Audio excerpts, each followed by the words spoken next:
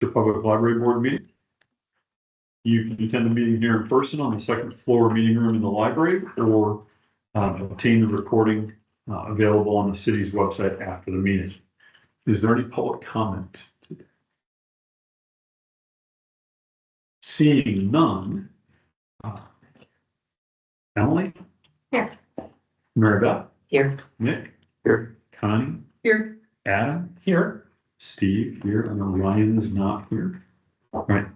Can I have a motion to approve the agenda So as presented? Thank you. second. Thank you. All in favor?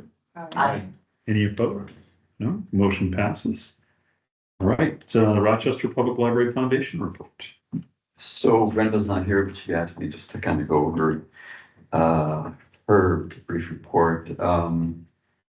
Let's say gifts received recently. Another significant estate has arrived from Dr. J. Keith Campbell in March. And there was a previous significant donation by Dr. R. Jean Campbell back in 2012. There were also gifts in appreciation of the bookmobile staff. Another one in memory of our homebound delivery job. One related to the parking pilot project. Another one in honor of our book club celebrating its 25th year. And there was also a Mayo Clinic grant for the WIT sponsorship. And the foundation also launched the Summer Sprouts fundraising initiative. And from that, Atlas Insurance and Bolo City so far have been two contributors. For youth services, there was an anonymous donor gift targeting launched this fall with a rotating imagination station featuring monthly updates to keep curious young minds engaged. Thank you. Any questions for Nick? All right, Sandy. Hi, I'm Sandy George, and I am presenting for the Friends on behalf of Val, who is in Poland right now on family vacation. So I have some information and then a couple of stories to share with you. I'm also one of the managers of the Friends bookstore, so sharing some of that. If I could ask you to move over, so thank you about this. Okay. The bottom half, Val just wanted us to let you know we are selling the Rochester Fest buttons in the bookstore. And of course, starting next week on Thursday evening, it's our Friends Rochester Fest auditorium sale. So that's a big thing. Starts Thursday night for the members and then open Friday, Saturday, Sunday. So for the bookstore, since the beginning of this year, our bookstore has made $38,164 selling used books, DVDs, CDs, movies. Slightly higher than last year at this time, but we have noticed a drop the last couple of months, and we think that's because of the construction. What put us over a little bit is when the garage had their duck garage sale. We also had a half price sale in the bookstore that day. And that one day at half price, we made over $1,000. So people will come down to the library if they have a good reason to. And it was also a crazy day in the parking ramp that day too. So we were pretty happy with that. The black box, if you have seen it, it's on the circulation desk right on the main floor. So far this year, that has made over $1,000 for us. And that's selling books, jigsaw puzzles, the coffee table books, the dollar books in the lobby when the bookstore is closed. So that we're pretty happy with that. And since we started that method 5 years ago, that little black box has collected over $12,000, which is $1 at a time, pretty cool. Our volunteers, we have about 54 active volunteers right now in the bookstore. That's not the Friends organization altogether. That's just us. Some of our volunteers are starting to age out, and we have some high school and college kids working in the bookstore also. We do need more volunteers though. So if you know people, spread the word. We really could use some more volunteers. And I think I want to end with some stories about the bookstore because the place really is magical. And we know that because customers have used that word specifically with us in the last year. I'd like to share a few stories that have happened just in the last year. We get a lot of, obviously the library patrons come in. We have regulars that will drive to Rochester to come to our bookstore. We have a lot of clinic and patients and people that work at the clinic that stop in. So just this past week, we had a couple come from Iowa. They come twice a year to the clinic. They've been coming for the last 5 years, and the bookstore is their favorite place in Rochester. She complimented us on our friendly staff, great author suggestions, our welcoming feeling into the store. And they've even returned books that they bought from us and donated them back to the bookstore. So we get pretty cool people like that. We also had a librarian in from northern Minnesota. And her husband was going through the clinic. She was thrilled that she found a book by a certain author. And she said she'd be back because she loved the prices, the great selection, and she also wanted to come back just to chat and visit. So we get those cool stories. One time I helped a woman, she bought about 10 jigsaw puzzles.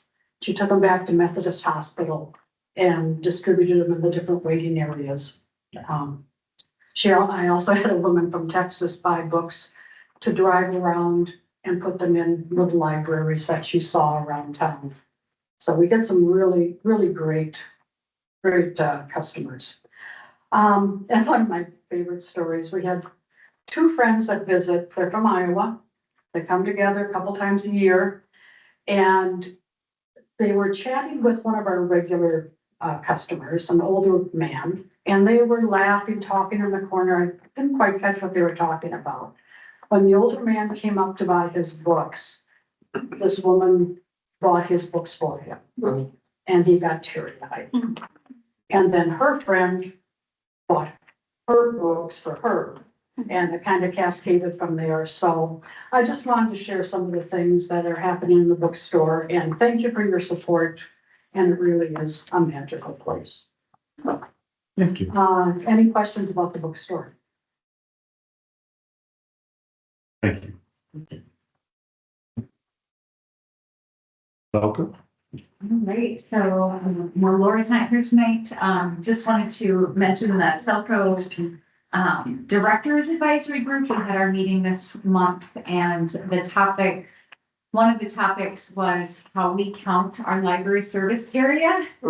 You can imagine where it's stemmed from, so we're continuing to have these conversations. I am meeting with our Olmsted County libraries tomorrow, is Thursday. And Krista from Selco will join us in those conversations. She's been having conversations with other federated regional library systems to learn more about how they are dividing up their service area populations. So, and that is all. Advocacy Committee update. Nick? Oh, it's me. Yeah. So we met on May 28th. I guess there's actually a transcript of the meeting. I'm not sure where that is, but let's see. Well, the agenda, we included we talked about the county funding.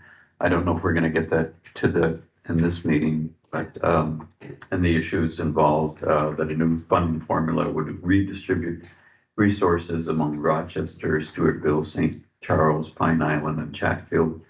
And the letter that was approved by the board has been sent to the Olmsted County Commissioners addressing these changes, and I know that some changes have been made already. Then we discussed refining a working contract list for advocacy efforts, adding notes about personal relationships or connections to help guide outreach. And this is similar to the process used during the master plan community engagement.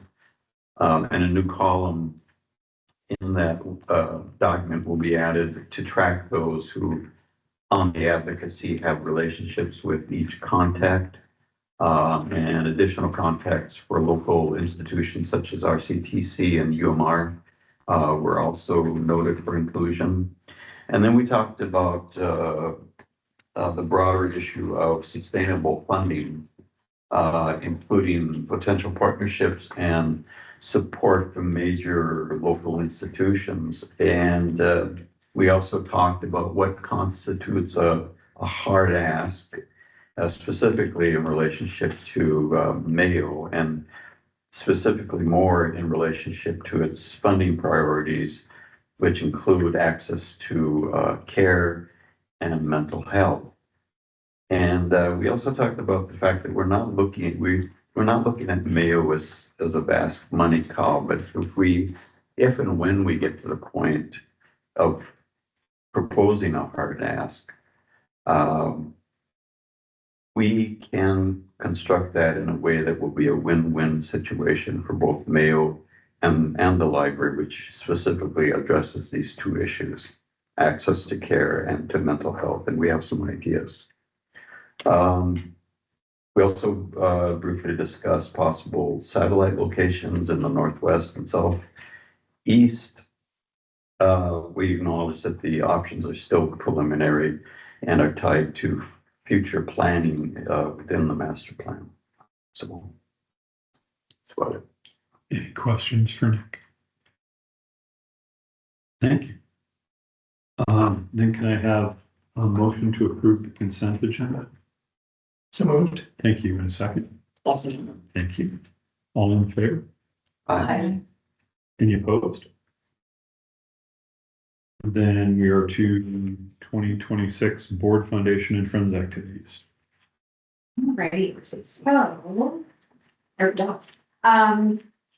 Wanted to connect and talk about a board retreat because we have not done a board retreat, and Steve recommended that this would be a good idea. So if you don't like this idea, you can thank him. But it would really be a good opportunity for us to have a longer connection, more than just a meeting, but more of a nice discussion. So what I'm envisioning is either after a board meeting or on another day, just a 2 to 3 hour retreat where we can connect and really talk specifically the two topics, succession planning, making sure that we're thinking about that, and board engagement in general, and then reviewing those action plans and those big action items that are included in the library master plan. I would love to be able to do something in August, September. That gets us set up so that that informs our asks for the Friends and Foundation priorities, funding priorities, as well as for budget requests that we have to have ready by January, February of next year. So what I'd like from you all is input. The first thing that I have on here in July is a United for Libraries conference. They host these every year. They have board days, foundation days, and friends days.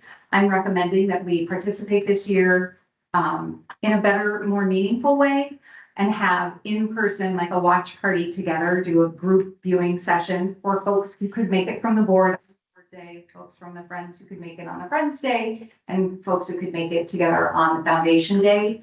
And we'll have staff there on those days as well. The conference runs, we see the dates that are there. So first, if you are interested, please let me know. If you can attend, that would be great. And we'll have lunch together, watch the sessions together, have an opportunity again to engage. And then the second part, again, is that board retreat. I would love to again do in August or September, and would like your input on how you would like to do that, whether it's after a board meeting, having a meal together and doing it for just a longer night, or if having it on a separate day is preferred. I like after a meeting. I think that we're already here. Mm-hmm. Yeah, I would agree with that. I just have to figure out what my class schedule is for. I'm not retired, so it doesn't matter. I have a toddler. It's impossible to plan. And then August or September, which would you prefer, earlier or later? I think if it's in September, it does give staff a little more time to prepare information that we can prepare and present to you. But Just because after the August board meeting, I'm in class. That's what we. so, September is a lot busier for me. I'm in Thailand in August, so. August it is what I'm hearing. Any opposition to August on this side? Okay, we're gonna shoot for August, and I'll reach out with, meal information and, the topics. If you have other topic ideas, this would be a good time to throw them out while you're all together. Wouldn't be impossible to squeeze out on the agenda, but I think our time is going to be very well taken by both the succession planning and, talking about the action plan initiatives. So. Fantastic. We'll have more information to send out, including I'll get a sign up sheet for the virtual conference, and the additional information about the board retreat. All right, thank you. Great idea. Right, we are on to library delivery and outreach van. Yeah, Who gets to talk about the van? that would be me, unless Stacy would want to. No, I didn't, Oh. I didn't have plenty of, so, Like, okay. yeah. So, we are here to talk about, a van. In our current budget for 2026, we have an approved Dodge Caravan, an SUV similar to the one that we have, or we had an SUV. We currently have a library van that we utilize. That SUV that was our second vehicle was not on the depreciation schedule, so we asked for a vehicle. We had to make these asks before the library master plan was done. So what got approved was a passenger van, similar again to the one that we have now. However, as you know, we have many initiatives in our master plan, and they recommend that we have a vehicle that could accommodate these things, piloting full pickup location at partner locations, and then the satellite locations, moving materials around. Currently, we don't have a vehicle to make that happen. It would be an additional request. What we're recommending is using money that we had earmarked for the van to put that towards a vehicle that would support those pilot projects. So what we're looking at is an outreach delivery van. So prior to doing our library master plan, we did connect with a library vendor about a outreach vehicle. And at the time, the estimation was about 23,000 to purchase a van. This time we did work with Monty from city's public works department to custom build out a vehicle for us. And this is an actual van that was purchased for the city of Rochester for maintenance, I believe. Obviously it would be much prettier than a maintenance vehicle. But the back would have that same, buildable, customizable back end that could support carts that you could roll on and off. You could put tables in it, you could put bins of materials in it, much easier, better, and more functional for outreach. This is what the quote is that we got from Monty. In all, it would be $90,000. And that would include building it out, buying the vehicle off of the state contract, having the vehicle wrap done, and then also some of the equipment. There may be equipment that we could potentially reuse. So if there are carts, for example, that we could utilize, we would do that. So at most, it would be a $90,000 price tag. What we have earmarked in the budget is $42,000.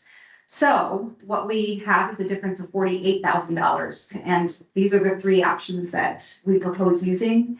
Either using library reserves, using the money that we have set aside for bookmobile replacement or requesting a budget adjustment from administration council from city reserves.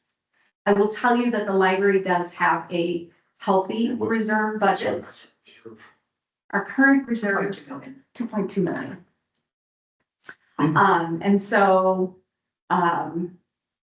the council is aware that we do have a healthy reserve budget and, So, would more than likely appreciate us using library reserves set aside for library. I appreciate the option, but it seems like option one is the obvious option. Especially since we have So we have a the bunch of money. reserve. I don't wanna not, I wouldn't wanna in any way say that we aren't gonna replace the bookmobile right now.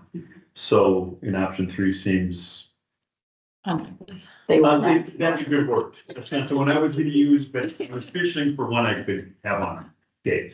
So, option one would seem like, anybody wanna make recommendation or a motion, excuse me, that we move forward under option one? I so move. Second? Second. Any discussion? And I know we actually talked about this a little bit a couple months ago, so. All right, if no other discussion, all in favor? Aye. Any opposed? All right, motion passes. Move forward. All right, excellent. So our next step will be, we do take this to city council because there does need to be an approval from city council for making that change, even though it's library reserves. So we will do that and hopefully get that done in the first meeting in July. So. Action plan. Assuming that's you again. It's me again. So here's our action plan. Remember, the action plan is what the library owns operationally. So these are the things that we are working on. We just met on Monday. We had a retreat with all of our supervisors to discuss how we can be more strategic in doing, knowing that we don't have loads of additional resources. How can we be creative to make sure that we complete all of these activities? Because there's a lot on here and to see. Our plan is for our retreat, we'll do a deeper dive into these because by then, we'll have our project teams settled, but we do have leaders for each of the main initiatives. We distributed those among our administrative team, so everybody gets at least one that they get to own and speak to and keep moving along. Any questions about the actions? I think you've seen these in draft form previously. We will, of course, be bringing updates as we make progress on these actions. So the first quarterly update would be in September or October. Because we have already made some progress on some of these initiatives, so. What do LDT and CET stand for? LDT is the library directors team, so that is myself, Kernet, and Stacy, so we meet regularly, yeah. And then AT is our administrative team, so those are all of our division heads. And so folks that you're often seeing here in the meeting or have met with.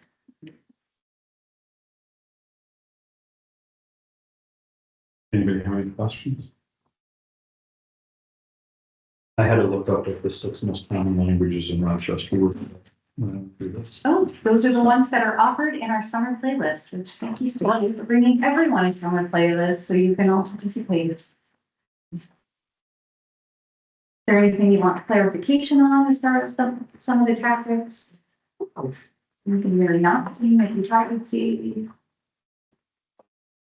I'll look forward to getting more. Are there deadlines? I see the start dates. Are the deadlines the end of the year or is it just sort of until it's finished? This is, there are many columns that continue on. Okay.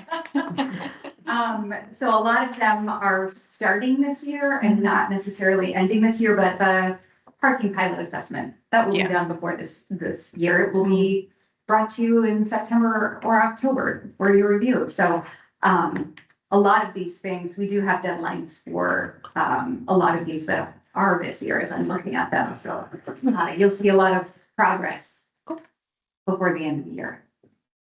So there's on page 57 of the master plan, remember that? There's an implementation schedule. It's much smaller or scale, more generalized than this is.